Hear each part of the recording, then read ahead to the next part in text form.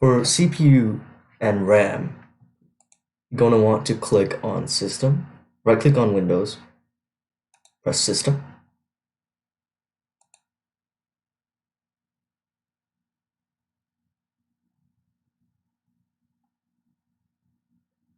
and then here you go.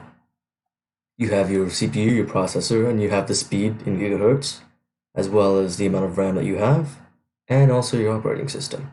So now I'm going to teach you how to find the resolution, the refresh rate, and the GPU of whatever PC that you have.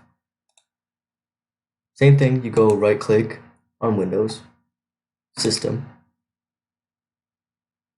This time you're going to go Display, and Advanced Display Settings. And here you will see whatever graphics card, in this case it's integrated graphics on a chip that's connected to your display. And this is your resolution and your refresh rate. Lastly, I'm going to teach you how to find what kind of motherboard you have. This one's different. Go to Windows search bar, type in system information. Right here you can see all the data on your specific model of your system. Also, you can find your CPU here. But what you can want to look for is the baseboard manufacturer, and this gives you all the specifics on your motherboard.